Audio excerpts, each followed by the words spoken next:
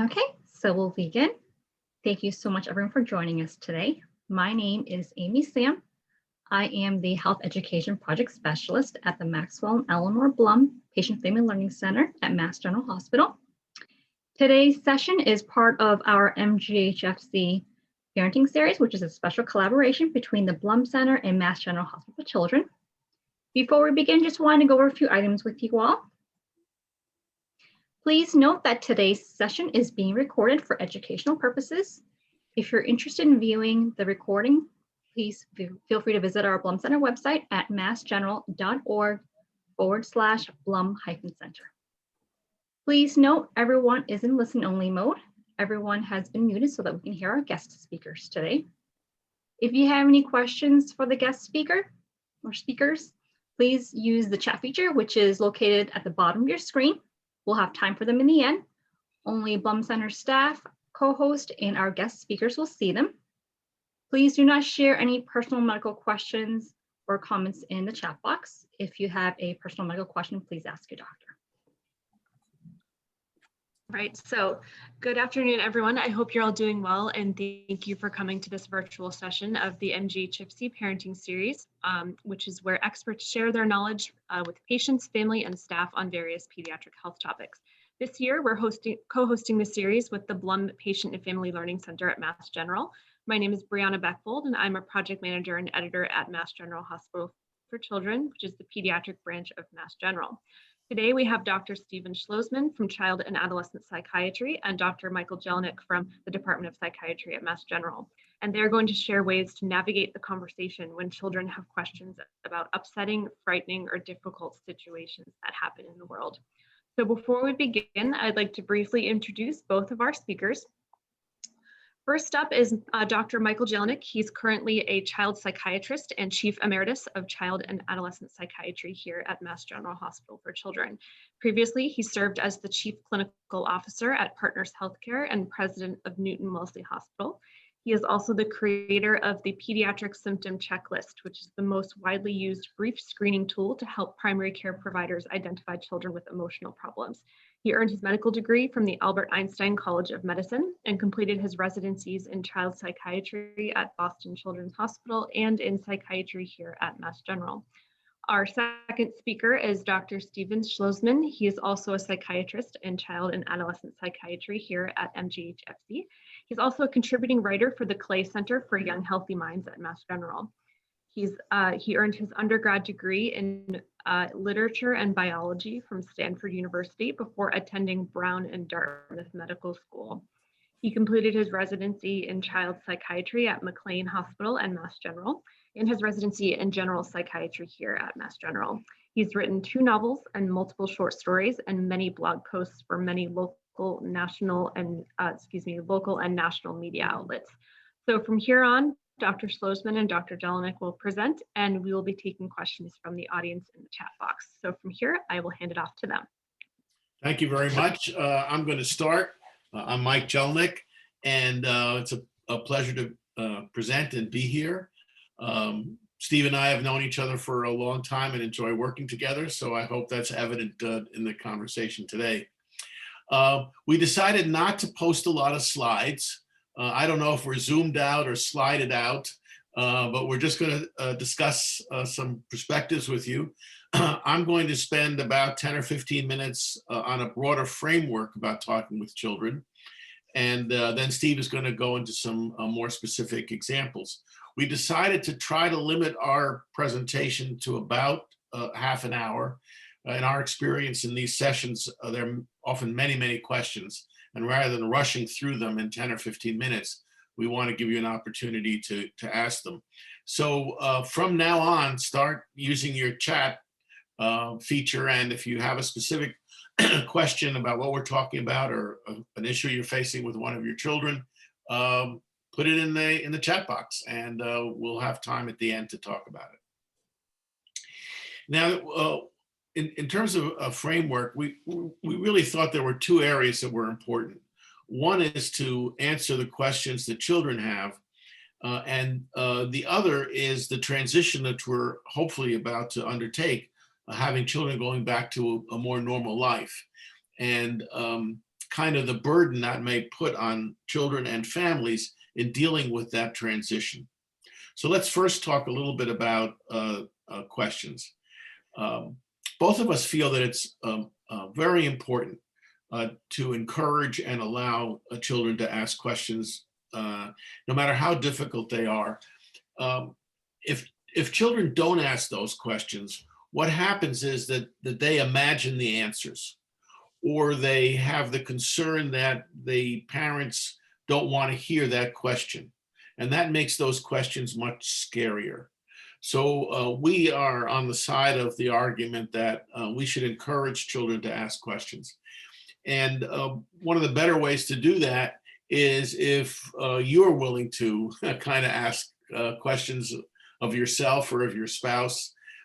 We very much support family dinners or family meals together.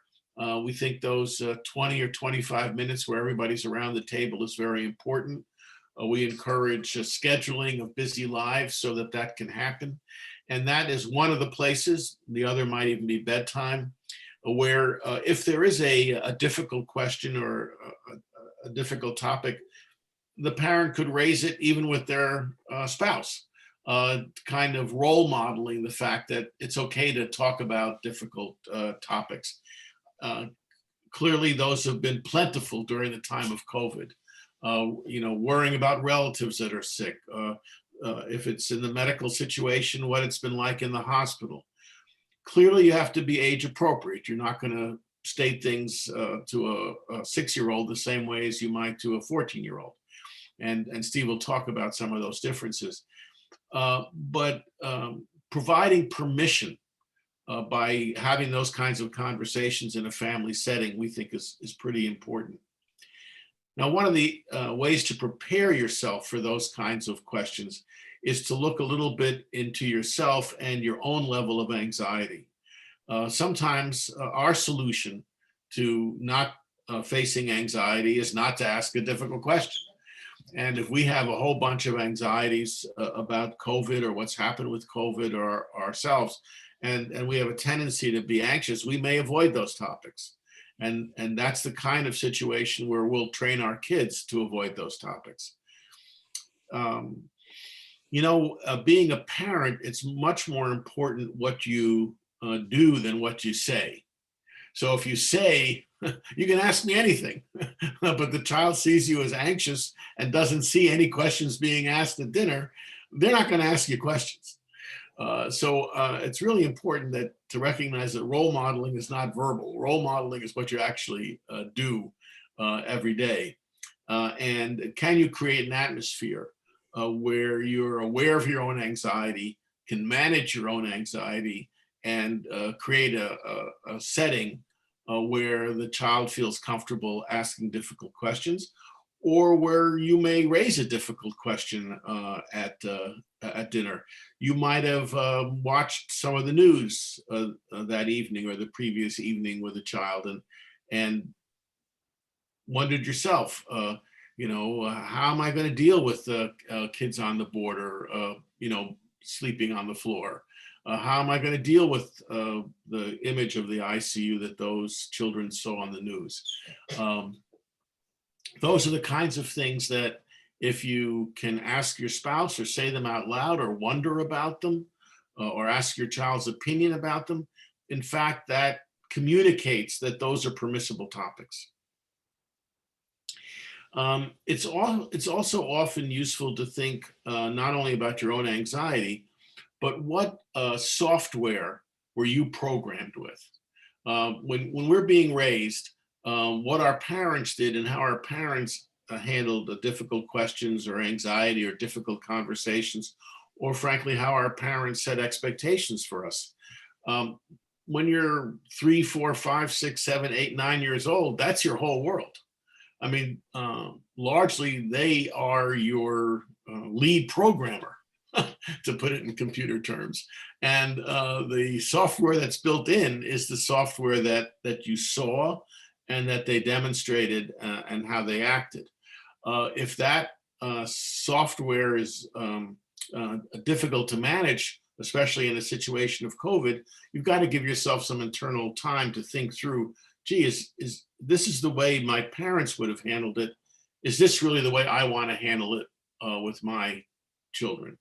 Having children is a kind of an opportunity to rethink the software and to recognize that what you say and do is in fact their software, and it gives you a chance to say, is this what I want to do? Is this the way I want to act? Is this the way what I want my work-life balance to be? Is this the way I want my kids' work-life balance to be? Or what the level of curiosity is in the house, and so forth. Now, we've talked so far about difficult, creating an environment to permit difficult questions. When those questions are asked, one of the first steps you do is to ask the child what they understand about it. What made them wonder about it? Was it because they watched the news? Was it because a friend asked them? Is it something they're worried about? One of my grandchildren recently was walking out the door, because children ask questions anytime. They don't have quite the rules. So it's not, it can happen in the car, it can happen at bedtime. So one of my granddaughters, who's 7 or 8 years old, says, I saw this picture of a skull and it had all these lines on it. Can your head fall apart? Based on those lines? And I said, yeah, no, it's not going to fall apart. In fact, it's really quite hard. And those lines are just for drawing purposes. In fact, your head is solidly put together. There are no zippers. And I said, gee, why were you worried about that? Well, I saw a picture of it, and I guess in one of the animations, maybe they took part of the skull off to show the brain in some kind of, teaching session. And she was just wondering, she's a hockey player, so she's a little worried about, she wears a helmet, and I think she was saying, God, do I have a helmet on because my head could fall apart? We solved that one pretty easily, and I was very proud that she could ask me that question on the way out the door. But those are the kinds, my first question is, where did what made you worry about that? I didn't answer it right away. And so explore a little bit where the anxiety comes from, what the worry is, and then try to address it in age-appropriate terms. It's okay to probe a bit if you're really going to answer the question. And the other is, it's okay sometimes not to know the answer. You can take it as far as you can, and a child may ask, well, why is the world this way? And at some point you may say, gee, I don't know. I wish it wasn't this way, but it's sort of the way it is. And maybe we can do things to make it better or fix it or so on. But right now, that's the way it is. It's the best I can do. The last thing I want to talk about just for a minute is the notion of, which is really an extension of the question issue, is when your kids are going back to school. I've heard from some parents a kind of a buildup of catching up of everything that's been missed, and worry about socialization and academics, and getting back on the college track, and how much have they lost. And I sense, and I don't know if this is true in the group that's listening, but I sense there's kind of a buildup that, man, we've got to come out of the starting gate flat out to catch up for what COVID has done to us, in terms of all the spheres of child development, but certainly in terms of academics. And my thought would be that setting reasonable expectations for children and adolescents after the year we've had is difficult. It's hard setting reasonable expectations for kids anyway. It's hard to understand exactly what they're capable of. We sometimes say, well, just do your best. I think that's a lot of pressure. If somebody says to me, Mike, just do your best all the time, I got to tell you, I don't do my best all the time. If I do my best like for a few hours a day, I kind of feel great. Occasionally, I sort of do B+ work, and I got to live with that. I couldn't put myself under the pressure that every hour I do, everything I write, every comment I make, every person I speak to, I'm doing my absolute best. So I'm not so comfortable with this notion of telling your kids, quote, just do your best. I think you have to recognize that there's some unevenness in performance, and you have to step back and realistically look, what can I expect of my kids? What are they going to face when they go back? What are reasonable expectations for them? How do I stage it? Maybe I don't start like a race. Maybe we build up over time, or we take a look at where the kids are at the first few weeks of school, and then see what might be needed to either fill in any gaps or help them get to the point where you think they should be. I think it's not going to be that easy a transition back. I think it'll be a glorious and joyous transition back to school. But I think you got to be a little bit thoughtful that the first week of school is not the exact moment to solve all the last year's issues, either academically or socially, and sort of watch your kids and watch your own expectations of them. Again, that goes back to how you were raised, how much pressure and how to make them feel like a success rather than possibly feeling like a failure after this difficult year. So that's my broad framework, as promised, 15 minutes, and I'll turn it over to Steve. Thanks, Mike. As you guys might guess, it's always terrifying to follow Mike, but I'm going to do my best. I can just say we're done. We're finished. We're ready to take questions. But no, I wanted to go into a little what Mike alluded to. There's a developmental aspect to that. And by that, we mean that kids at different ages are really different. And it's not that adults at different ages aren't also different, but if you think about that slope, the difference between 8 and 11 or 13 and 15, it's like that. Whereas with adults, it's like that. The example I always give to my own kids and also to the med students and fellows that I teach, my wife is 3 years older than me. My youngest daughter right now is 15.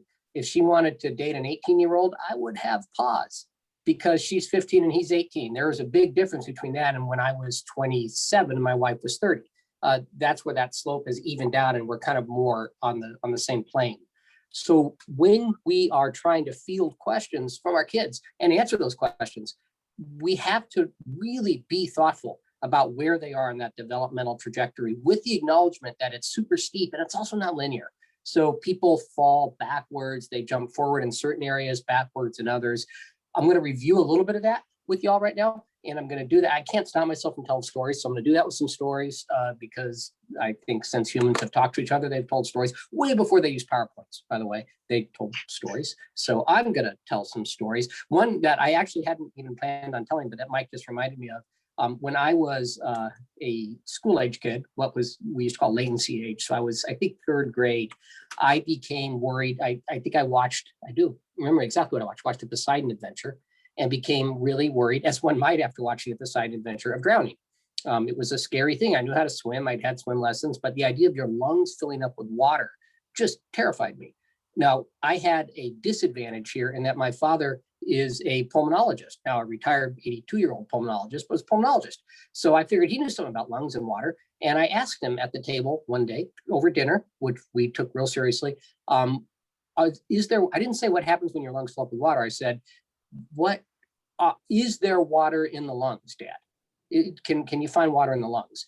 And he kind of forgot that I was 8 and got all excited that maybe I wanted to be a doctor, which is what happens if you have Jewish parents. So he ran into the other room and came back literally with a test tube filled with phlegm. That was a sample from the day that he'd gotten out of a bronchoscopy and said, this is what's in your lungs. Do you want to see it? This is like over dinner. And it was just not at all what I wanted to see. It missed, I adore my dad, but it missed the boat developmentally. And my mom, I remember her saying like, Dan, just take a back step here. Steve, why are you asking? What would make you ask this question over our Cornish hen? And then we could have the kind of conversation. That's the example of sort of tailoring it in the wrong way and then later in the right way. My dad meant well, but one of the things we have to do besides checking our anxiety is checking our excitement. When the kids ask us questions that actually are questions we maybe been waiting a lot of our parental lives for them to ask. So that's just, I had to get that story out of the way. The other brief example is Mike talked about managing your own anxieties. That's really hard to do alone. We are pack animals. So before we talk about kid development, we should just really mindfully recall the extent to which we need each other. which I know sounds corny. It's like a kumbaya moment, but this is where kumbaya deserves to be sung. Like we really need to be with each other. And in many cases, as families, that means our partners, our spouses, the people we're raising our kids with, or our friends who also inevitably become part of that larger family, and our friends when we're anxious about things ourselves. My best friend here in town, he and I talk every single day. We actually have certain phrases that just cut to the chase. My favorite phrase of ours is cul-de-sac. When you're on the cul-de-sac is when you're in a ongoing, seemingly no-win argument with your wife. And so you're just driving round and round and round the cul-de-sac. It looks really nice. The houses are beautiful, but you just can't get off the cul-de-sac. So I will text him the word cul-de-sac and he'll call me after a patient and he'll say, "What'd you do now, Schloss? Tell me what you did. Let's try and work this through." And then that allows me to get my temper down so I can deal with my wife, my kids, whatever's gotten me on the cul-de-sac too. Those are two things to keep in your back pocket. But let's talk for a second here about development. I talked to you about this very steep developmental trajectory. We tend to think of development as a function of this guy named Erikson. So you'll permit me to be a little bit at the podium right now because I just love what Erikson had to say. He actually never even went to college, but somehow found himself as a full professor at Harvard at the Graduate School of Education. Not too long ago, he named himself Eric's son of myself. And he talked about these developmental crises. Crisis wasn't a bad thing. It was this moment of a challenge. And each age bracket was characterized by these developmental crises. When you're a little baby, it was just trust versus mistrust. It's unlikely that our children, when they're babies, when they're infants, are going to ask us questions. If they are, you need to talk to somebody very special who can either help you to raise that kid in a very special way or understand that maybe they're not talking to you. But the latency at your toddler kids, the kids who are just little tiny things, they actually have a very particular way of thinking about the world that's a function of their development. This is the phase that Erikson called autonomy versus shame and doubt. If they come out ahead of this, they'll feel like they have autonomy. If they come out behind it, they'll feel kind of shameful and doubtful of their ability to do things. That's because they're egocentric. They really, really honestly think the world revolves around them, not in a pathologic way, in a completely normal way. That's why your kid will sit in the back seat in his car seat or her car seat, reading a book and be mad at you for not being able to see the pictures while you're driving, because they can't imagine that you're not seeing what they're seeing. They really can't imagine. It's not that they're frustrated or any, like, why can't you turn around and look? They figure if they can see it, you can see it. And so that egocentric view leads to this messed up version of cause and effect. They can't tell whether it's the chicken or the egg that comes first. So when something scary comes up for kids that age, the thing you want to have first and foremost on your mind is around fault. Remember, they're prone to shame, the idea that they've done something wrong. So as Mike said, you check in. Why are you asking me this, Billy? What's on your mind? And then Billy often will say something like, I worry that I did, that when I threw sand at Sally, that's why this bad thing happened. That's why this horrible tragedy happened that was in the news yesterday, which I know sounds absurd since that tragedy is so off the map. But remember, kids think that everything is about them when they're at that age. So you lead with, you didn't cause this. Like, this isn't on you, Billy. I'm so sorry you feel that way, but I can absolutely promise you this is not on you. Because the other thing you have in your favor is that although toddlers are egocentric, you know everything. That's the way it works when you're a parent. So at that age, you have literally all the answers. Even if you say, I don't know, that basically translates to it is unknowable at this point. And they're saying, okay, and they're done. They often will be able to kind of move away from that. Things start to get more problematic when you get to the school age, what, again, we used to call latency. So grade school, maybe K, first grade up through sixth grade. Their kids are all about initiative. What can I do to take advantage of these things? What can I do to take control? This way you see kids at recess, especially now the kids who are in school, you'll see them outside and they're building things. I go hiking all the time and there are forts everywhere in the woods right now. Kids are building things together out of sticks, rocks. They play together. They play kickball. They're also very, very, very rule bound. 4 fouls is an out every single time in kickball. That's how they actually keep themselves organized as they move into these big groups. But initiatives are key here. If a kid is troubled by something that has frightened them, that's frightened you, you help them. First of all, you ask out why, and then you want to help them to figure out what they can do. What initiative can they take to make the world a better place? And it doesn't have to be a big one. As Mike said, we teach our kids more, or at least as much, by what we do than by what we say. Bend over and pick up trash that you see on the sidewalk and throw it away. That's part of the initiative. That makes the world a better place. It seems tiny, but it has an amazing impact on kids, and kids feel really, really, really good when they do something like that, and especially when they earn your praise for something like that, because they're still at the age where they really, really, really want your praise. As we drift up the developmental scale, now we get into middle school. Erikson got this part a little bit wrong. Erikson thought, geez, I think that adolescence is only about identity, who I am, who I think I am, what matters to me, what are my values. But a guy named Gil Noem, who actually is still alive and well and healthy and teaching at McLean Hospital, he came up with this idea that middle school's early adolescence is more about belonging. He called it psychology of belonging. That's why when kids are in big groups in middle school, and some kids are not so popular, and if they come home and they complain to their parents and say, I'm not real popular, the parents say, don't worry, that will change. That never works, because when you're in middle school, you can't imagine it not changing. It matters a ton to be a member of the group. So that notion of belonging to something can help you as kids ask difficult questions. What can you do as a group with your friends? What groups can you join? What can we do as a family to sort of help with this problem? How can we address these issues as a family in a realistic way? Don't set your heights too high. We sometimes do that, especially in the Boston area. You want to temper it, but you want to say, well, let's think about things that we can do to problem solve this. There are little things that we can do. And if we all do these little things, the world gets better. When you get towards late adolescence, upper levels of high school, that's when you get to identity formation. That's when kids really start to think about what it is they believe in. What are their values? What matters to them the most? That's when they become capable of abstract thinking too. So they can hold different ideas. Recursive thinking is the term. I can say, I know what he knows, what she knows, what she knows. I can imagine what somebody else might think, even if they don't agree with me. That has been particularly challenging for our culture over the last 4 or 5, probably 8 longer years, but it really hit a peak in the last 4 years. If you pinned me down and said, what's the most important gift we can give our kids right now? It's helping them to get better at this kind of recursive thinking, especially in the setting of difficult problems.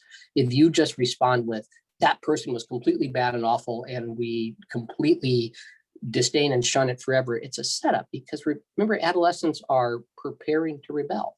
They're preparing to leave. So if you say believe A, they're almost by definition going to believe B. So instead you say, what is it that you believe? What do you think is the right thing to do here? They might not answer. They might answer, but even if they don't answer, you've planted the seed, and you're allowed to tell them what you think, but you're never going to force on them what you think ought to be done, because first of all, it's a losing battle. They're teenagers. You try stopping an 8-year-old from walking out the door. So you instead sort of model for them what you think is the right thing to do, and then let them think out loud with you about what their beliefs are about how we can make the world a better place. And then finally, as we make our way to the sort of end of childhood, we get to this age which now has been classified as transitional youth. We know that the brain stops developing, as most folks know, around age 26 now. So adolescence, really, if we're defining it by brain development, doesn't stop until around 26. And that's a semi-arbitrary number. Some will be older, some will be younger. But what that means is that you'll still see these adolescent impulses well into young adulthood. So that transitional age youth term means that they're transitioning to adulthood. This is the age when kids go off to college or go off to work, when they finish up most of their secondary schooling. This is the age when they start to figure out who they can love, whether they can love, who they're going to settle down with. And you're going to try and answer their questions about these difficult things in the context of, who do you want to spend your time with for the rest of your life? Like, where do you want to spend your life? How do you want to change things up? Where the monkey wrench comes into all of this during the COVID crisis is this notion of regression, of going backwards developmentally. Many of us, adults definitely included, have moved backwards during the very unnatural way we've been living during this crisis. This has especially been the case, at least in my clinical experience, with the older adolescents and young adults. And for a lot of reasons, it's not avoidable. They're living at home. They're stuck at home. So because they're stuck at home, they fall back into the patterns of when they were younger. They start raising a little bit more hell than they would have done otherwise had they moved out of the house. Help, sometimes the solution to some of these difficult questions they ask you is to figure out with this age, well, what would make it better for you? You might not be able to give it to them. You can't let your kids just go hang out with whoever they want in the middle of a pandemic crisis, but you can maybe make it easier. You can come up with solutions, but you never want to force the solution on your kid, because if you do that, A, they might not want it, and B, even if they do want it, once they sense that you're forcing it, they're gonna run from it. The last story in that vein is one from my own family. My wife, who's also a physician, as I said, is totally healthy now, but about 12 years ago had breast cancer. She's totally fine. We're 5 years out, but at the time it was really scary for all of us. And my older daughter, who's now 21, was, I can't do the math, who's a school age kid at that point. And I was talking to her that night, and she said, "Daddy, nobody wants their mom to have cancer."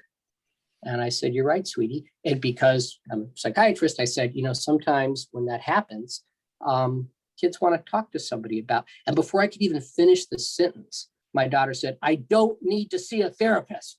She yelled that at me. And I was like, no, sorry, you don't have to see a therapist. Like it's not necessary. And I couldn't believe my daughter knew the term. I thought we were sort of keeping this, these terms to ourselves. No way would I force my daughter to see a therapist so that I don't need to see one. If she had asked to see one, or if she absolutely needed one by other symptoms that somebody else had talked to me about, not me, because I'm my kid's worst doctor, because I'm their dad, can't be their doctor, then I would have found a way for that to happen. But you don't ever force something on your kids. You want to meet them where they're at as best you can. And you do that by asking questions, as Mike said. So that is an entire textbook in about 28 minutes. And I am curious what questions folks have. And I don't know if Mike wants to add anything. No, I thoroughly enjoyed it. I enjoyed it. I'm glad I went first. Yeah, I'm not.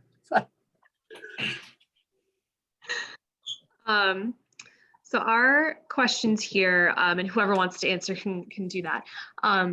My question is about how to talk to younger children around the first grade, second grade age group in an ongoing way about losing a relative. For example, a grandparent is still here, but they will be going into palliative care.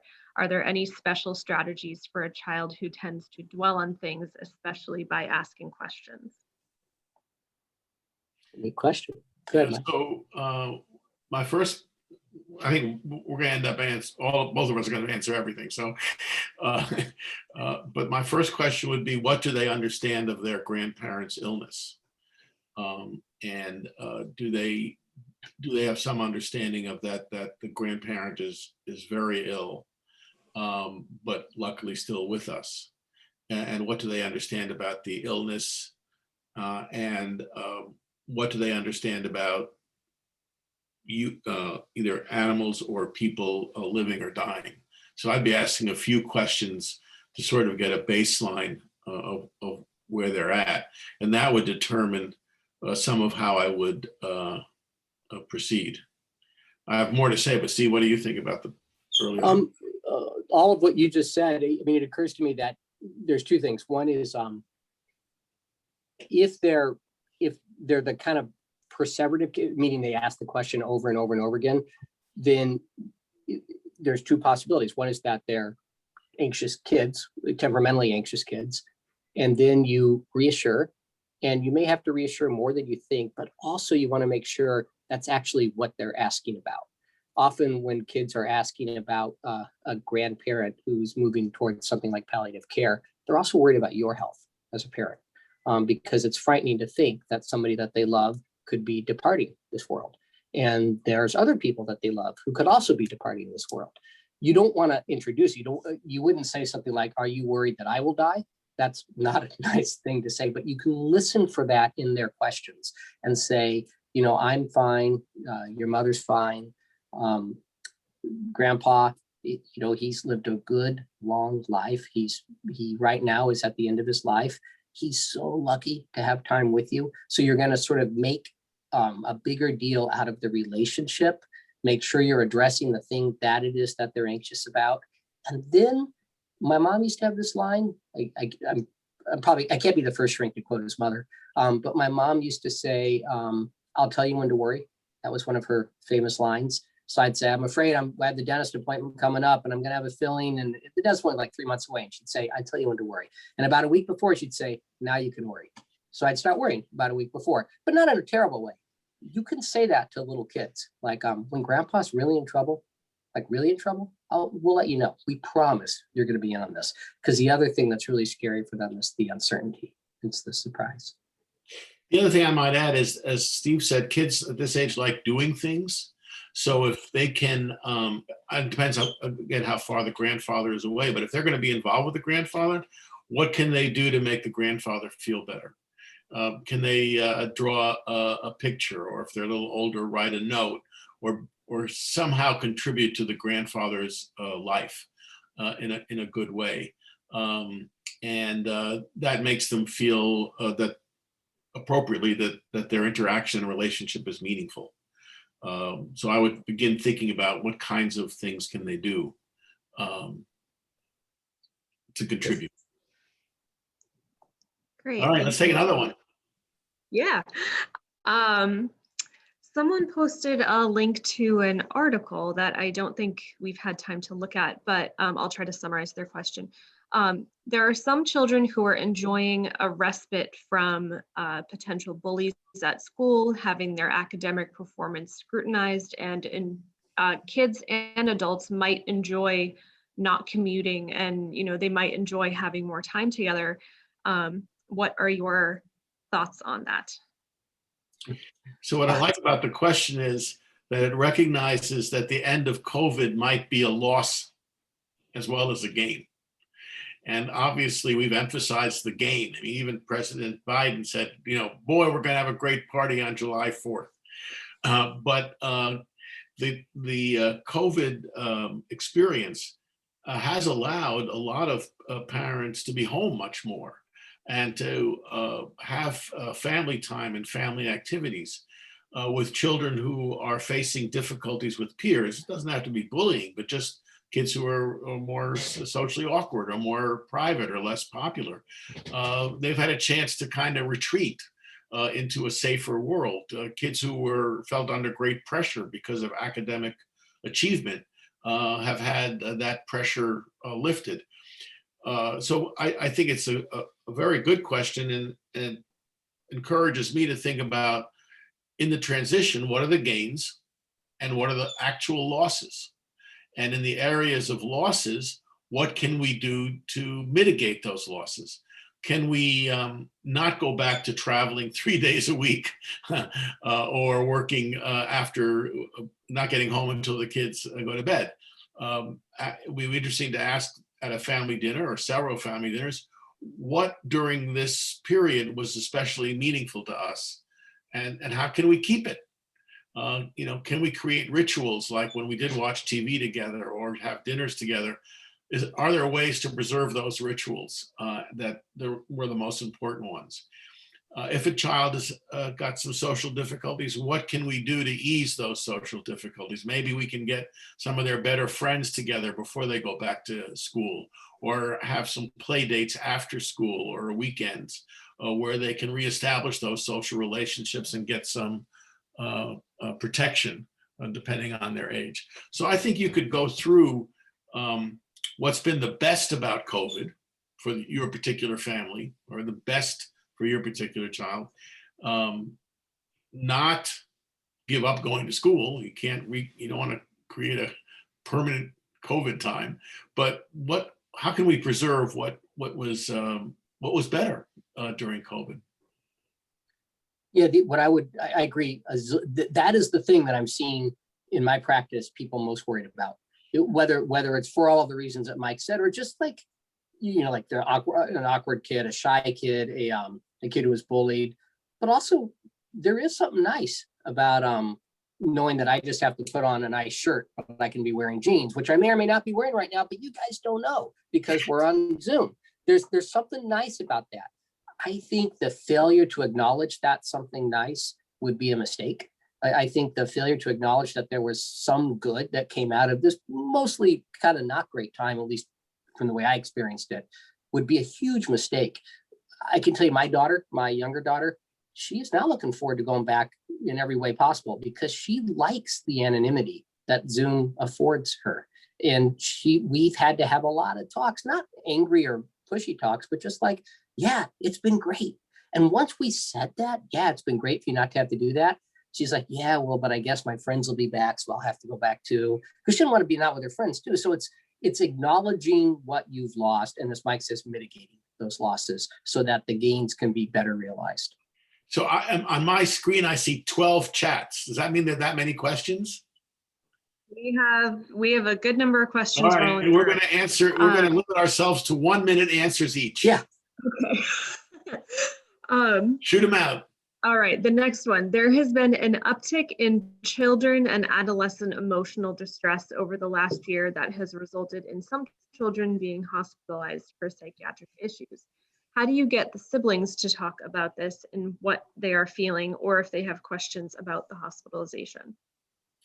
So in that particular circumstance, I would be asking those questions at dinner. I'm sure you want to know, what happened and how we made the decision and why we made the decision and what the doctors are doing and what the plan is. And I would open all that up for conversation on a routine basis. Okay. Nothing to add. Yeah. Did you want to add, Steve? No, it's perfect. The next one, our dog recently passed away and we told our son that he went to heaven. We thought that being 3 years old, meaning the child was 3 years old, was early to explain that death means we will not see him again. He asked plenty of questions about the dog having his dinner plate in heaven and if he slept there in a very sweet way. He seems to not have any issues. Did we handle this correctly? Yeah, I think so. I mean, for a couple of reasons, Mike, we might have slightly different opinions of this. One is that you couch it within the context of your family's cultural tradition. If you happen to have never talked about heaven and going to heaven, it would be really odd to suddenly say there's this place called heaven and that's where your dog goes when it dies. But if it's a part of your culture, then you definitely integrate it in. And at 3, it really is pleasing for the toddler, the 3-year-old, to imagine what doggy heaven looks like. It's actually kind of fun. I actually wrote a piece on this in US News and World Report when my dog died, one of our first dogs, and my younger daughter asked exactly that. Well, where is he now? Like, she was in 4. She's like, I don't really get it. Like, he was here and now he's not here. Where did he go? And this was, fortunately for us, the first time we had to deal with a death in our family. I agree. Michael? I'm fine. Yeah. Okay. This person is curious about recommendations regarding fostering a sense of belonging in middle adolescence, especially toward minority classmates, minority in the sense of race, gender, identity, or socioeconomic status. How do we support encouraging exposure to different cultures and beliefs when everyone wants to feel that same sense of belonging? I think it's very difficult to control belonging. I think you've got to, especially in that age group, any belonging is a good start because the price of not belonging is so high. So I think the key here is to provide as many opportunities for belonging and then let the adolescent decide where they're going to invest. That might be a church, it might be a choir, it might be orchestra, it might be a soccer team, it might be a club. Now, certainly you can include and role model inclusivity with different cultures and different individuals. And obviously, if your child sees that, that's going to certainly be encouraging. You can encourage different people to be invited to different events or try to expand the circle of belonging in a positive way.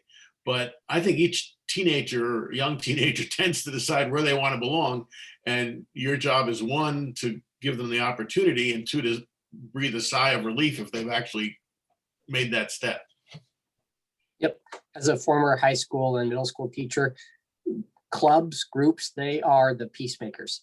Like if you can have enough of them so that nobody feels left out, you keep the peace at the school in the best of ways. It's not fake. It's like, that's how kids feel like they have a place.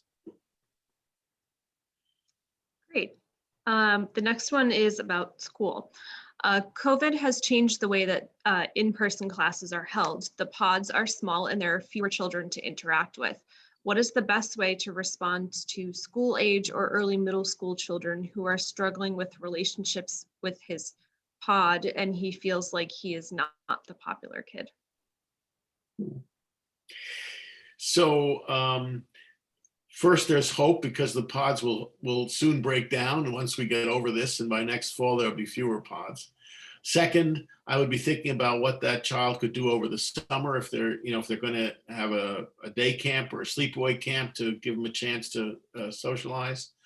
Three, I would find if there was a particular child in the pod that had the best opportunity to be a friend, could I create a situation where they're together? Could I invite them at some point to go to some event when those events start happening again? Or if I have a summer place, could they join us for a day at the summer place? Or could they come over for a play date? I'd be looking for chances to develop or support friendships within the pod. I also would say that it's hard to make friends in unstructured ways. It's much better to make a friend if you've got a structured activity, so the kids aren't just alone playing together. That's you can get there, but that's probably the hardest thing. So if I could provide a little adult support, baking cookies or doing a project at home, it's safer and easier for kids who are beginning to get to know each other around an activity than just being left alone on their own. Yep. Imagine a birthday party with a bouncy house, and now imagine it without one. You really want that bouncy house there. They have something to do. Otherwise, they just stand around. Yep, that makes sense. Our next question, should I be concerned that my 3-year-old sometimes doesn't answer his dad when asking questions? Is that intentional? And does a 3-year-old understand the concept of ignoring? Cognitively, yeah, 3-year-old can ignore, but it's not a slam dunk that that's what's happening. I don't know, this person's story, obviously, but the question would be like, so let's start with the really, really concrete things. Make sure the 3-year-old's hearing is intact. Like literally you have to think of those things first. He literally might not be hearing. Lower pitched voices are harder to register than higher pitched voices. So there might be a reason that dad's not heard other than the psychological reasons. From there, you make your way. Is the 3-year-old just hyper focused on something? Is there some kind of conflict going on with the 3-year-old and the dad? It is most likely that the 3-year-old not responding to the dad, as if it's a form of ignoring, you're not going to get anywhere if you get mad at them on that one. You're going to get somewhere if you can get to a place where they can't help but to notice you, not in a mean way, but just like, hey, what do you think? Did you hear me? Most of the time, that age, they're really unlikely to be deliberately evasive or ignoring. It's not like a passive. 3-year-olds are not so good at being passive aggressive. The other thing I would say is that in this case, the spouse might be nice for the spouse at bedtime to say, gee, when dad asks you a question, sometimes you don't answer. I got to tell you, I don't like that. I think, your father loves you, and people who ask you questions, teachers, fathers, me, they expect an answer. So I'm just letting you know, I think it would be a lot better if you answered, Dad. Mm-hmm. That way, okay. the parents are kind of presenting a united front, because one of the concerns when this kind of thing happens is that the child is splitting the parents, so that the child lies with the mother against the father. And even if that's not intended, it can be reinforced unless the mother or spouse delivers the message. This is not the coin of the realm in our family. This ain't going to work. So you're going to make me unhappy as well as the other parent unhappy if this is the behavior that you're doing. Right. And then if they start ignoring you when you say that, then the problem's declared itself. And then you can start to deal with it. Okay, our next question is, how would a parent handle a situation in which the other parent is no longer around, whether it's by divorce or some sort of situation, where the parents are not together? And the child in that situation is around age 3 or 4. Good questions. Mike? So I think there's a big difference between separation, divorce, and death. So I don't think we can answer all of them. Let's say it's divorce or separation. I think you've got to provide an environment where the 4-year-old can ask questions. And you might say, do you miss dad, or do you miss mom, or why do you think dad's not here? And then you've got to present an age appropriate explanation and then some certainty as whether they're going to see them or not see them, or what's actually happening here. You have to sort of define reality a little bit in an age appropriate way. There's a whole different scenario if a parent has died and is never going to come back. I mean, let's leave that one aside for now. It'll take too long.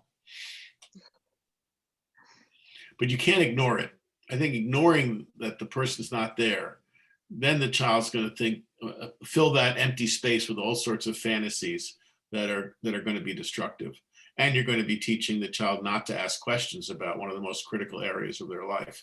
So ignoring it or thinking that the child doesn't realize that the parent's not there at age 4 is not the way out of this one. The other thing to keep in mind is one of the hardest issues of these, when we're talking about divorce or separation, is the very strong feelings that the spouses might have. They don't always have, but could have for one another, either former spouses or separated spouses. Trying to guard against disparaging the other one as much as possible, especially with little kids, is always in your favor. It's never going to help to be insulting to the person it just doesn't go well. It's not like a moral stance. It's just like in terms of helping the child to adjust to it.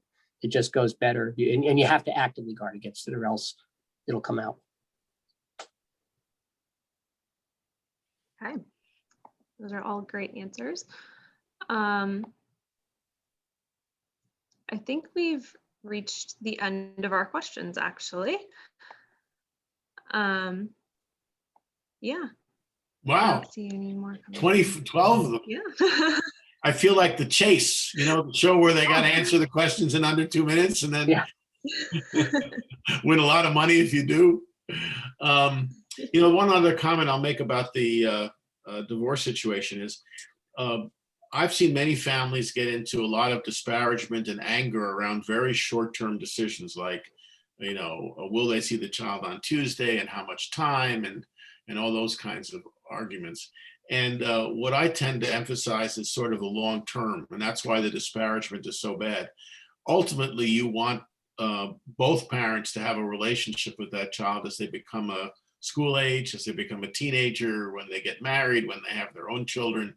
You have to look at the relationship that you're trying to build as a 10 or 20 year runway.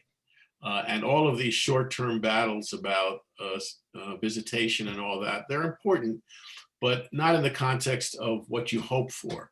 And what you hope for is that both of you can be there when the child graduates high school and not ruin the graduation. Or both of you can be at the wedding and not ruin the wedding. And in that context, sometimes it's easier to limit your disparagement. So I have 12:56. That means people have 4 minutes for lunch. Yep. Can I just say, boy, I'm looking forward to when we do this in person. We were talking about all the benefits of COVID. This is not one of them. Right. I would really rather be in front of a crowd. So I look forward to seeing everybody who's watching, as well as all of you in person soon. Absolutely. All right. Great. We'll All give right, people Amy, I'll let you. We'll give people 3 minutes back. Thank you so much, everyone, for joining Okay. us today. Hope everyone found today's session helpful. As mentioned, if you're interested in viewing the recording of today's session, feel free to visit the Blum Center website at massgeneral.org/Blum-Center. Thank you so much, everyone. Have a good rest of the day. Great. Bye-bye. Thank you. Bye-bye.